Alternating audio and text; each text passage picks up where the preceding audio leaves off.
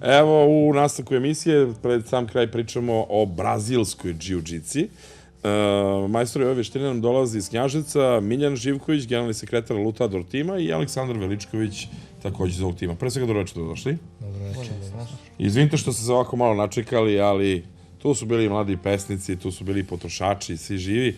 Sad ono što nas interesuje, to je, ja sam čuo za džiu-džicu, ali brazilska džiu-džica. Mislim, u čemu se razlikuju brazilska džiu-džica i obična? Pa ovako, brazilska džiu-džica nastaje preko tradicionalne džiu-džice.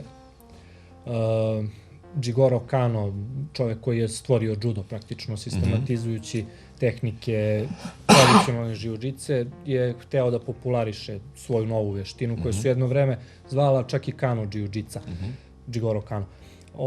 I onda jedan od njegovih učenika je, igrom slučaja, oni su radili na kolonizaciji po uzoru na, recimo, velike kolonijalne sile, kao što je bila Engleska. Hteli su da kolonizuju Brazil, pa je Mitsuo Maeda stigao u Brazil, učenik Jigoro Kana, njihov car je poslao tamo, da radi na toj misiji kolonizacije, a Gastão Gracie je njemu pomogao da se snađe tamo u Brazilu i on je u znak zahvalnosti učio njegove sinove toj džiu-džici, kako je on nazvao. A šta je zapravo džiu-džica? To spoji više nekih veština ili? Pa džiu-džica je prvenstveno bila samurajska veština za borbu samuraja na bojnom polju. Međutim, kasnije se kroz vreme, način ratovanja se naravno promenio. Jigoro Kano je hteo da stvori sport, stvorio je judo, a braća Gracie su od te džiu-džice, znači od tih nekih osnova kojim je ostavio Mitsuo Maeda, stvorili neki svoj sistem koji su oblikovali, šta je ono, zašto je brazilska džiu-džica doživjela toliku popularnost u zadnjih, recimo, 20 godina. Zato što se pokazala kao najefikasniji sistem borenja, jer brazilska džiu-džica je nastala upravo u toj realnoj situaciji, u borbi 1 na 1, gde su i Mitsuo Maeda, on je braći Gracie ostavio tu taktiku za pristup borbi, da se uđe u toku borbe, znači ide se na to da se skrati distanca, uđe se u klinč, onda se protivnik dovede na zemlju i na zemlji, sad to je ono što je zajedničko judo i... Ja se koriste poluge neke? To, upravo kod judoa, recimo razlike između judoa i ove brazilske džiu-džice, to su vrlo slične veštine, ali u isto vreme i jako različite. Jer u judou je cilj da se protivnik baci na zemlju, a ovdje je cilj da se protivnik dovede na zemlju, ali uz pomoć poluga, uz pomoć nekih završnica, da se primora na prednju. Aleksandar, kada ti rešio da postaneš samuraj? Pa, ja sam u početku bio zainteresovan za kickboks, u klubu je postojala sekcija za kickboks i posle nekog izvesnog vremena želao sam nešto više da radim, odnosno rvački segment osim udaračkog. Trener mi je preporučio brazilski džiu-džicu i meni se to zasviđalo i krenuo sam. Koliko takmičara zapravo imamo u klubu? U klubu ima, pa evo sad je bilo u Nišu, imali smo 14 takmičara, a ukupno ovako vežbača negde 30. Sada, pošto mi imamo treninge svaki dan, nekad i po 2 puta dnevno, onda bude nas prosjek po 15-20 možda na treningu. Dosta takmičenja iza vas, a ovde vidimo najsjajniji pehar, ili tako, s ovog takmičenja u Nišu. Da, o čemu se zapravo radi? Mi smo kao klub zapravo deo Lutador tima. Lutador tim, ja sam generalni sekretar za Lutador tim. Lutador tim čini 9 klubova, 8 iz Srbije i 1 iz Republike Srpske. Mi smo sad na ovom takmičenju u Nišu imali naš klub iz Knjaževca, takmičio se naš klub iz Niša, govorim o klubovima iz našeg tima. Znači, klub iz Knjaževca, iz Niša, 3 kluba iz Beograda i to je to. I kao tim smo osvojili ovaj trofej za najbolji tim na takmičenju. Inače, bilo je negde 15-ak timova iz Srbije, Bugarske i Makedonije. Ovi momci iz Niša, moram da kažem da su stvarno fenomenalno odradili organizaciju takmičenja. Bilo je 4 borilišta, sve je bilo super. Aleksandar, gde se pripremate, gde trenirate? Pa u Knjaževcu, u našoj sali, Sportskog saveza Knjaževca. Šta je potrebno, recimo, za trening? Samo strunjače ili? Pa strunjače i volja pre svega. Dobro. Obično znam kada pratim, recimo, borbu u onom oktagonu ili nešto, obično primetim kad izađe neki borac koji poznaje veštinu džiu-džice, da je obično on pobednik. Zašto je to tako? To je upravo ono zašto je brazilska džiu-džica stekla toliku popularnost. Jer malo ljudi zna, taj prvi, sad svi su čuli za Ultimate Fight, ali ne znaju istorijat Ultimate Fighta.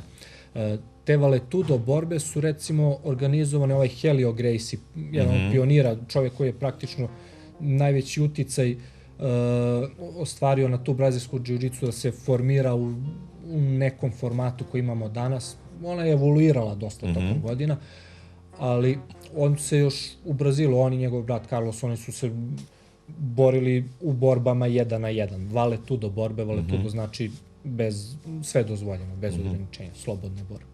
Onda kad oni su davali oglase, čak bili su toliko drski da su davali oglas u novinama, još u Brazilu. Ako mislite da ste opasni, dođite na tu i tu adresu da vam polomimo kosti. I tako su popularisali džiu-džicu u Brazilu. Kod nas se zove brazilska džiu-džica, Brazilci to zovu samo džiu-džica. Kad su došli u Ameriku, došli su na ideju, i dalje su to radili, imaju taj Gracie Challenge, to je moguće i dan danas da se organizuju te borbe, gdje oni su stavili otvoreno u po $50,000, ko dođe i pobedi ih, obećavali su da će da plate $50,000, ali su tražili za uzvrat da se svaka od borbi snima kao dokazni materijal i to ostaje pobedniku. I oni ima na YouTube-u taj Gracie Challenge, gomila tog materijala. I onda je formiran taj prvi UFC turnir, gde je ideja bila da se suoče stilovi. Znači, bili su predstavnici Royce Gracie kao predstavnik brazilske džiu-džice, dalje predstavnici boksa, kickboksa, savatea, sumo rvanja, rvača, džudista i tako dalje. I u tim borbama Royce Gracie je bio neporažen, uspostavio dominaciju. Kasnije, jer u svakoj borbi, zašto je brazilska džiu-džica toliko bitna? I u boksu, u kickboksu, u svim tim udaračkim sportovima. U jednom trenutku dođe do klinča.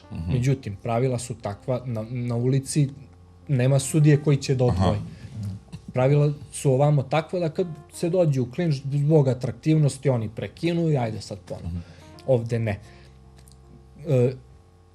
Ko ne zna da postoji ta neka izreka, ako ne znaš da se boriš na zemlji, ne znaš da se boriš uopšte. I to je ono, upravo taj akcent na borbi u parteru je ta prednost koja jedno oružje koje svrstava borce iz brazilske džiu-džice u jednu superiornu. Jeste nekad, recimo, imali prilike da koristite van sportskog borilišta vašu veštinu?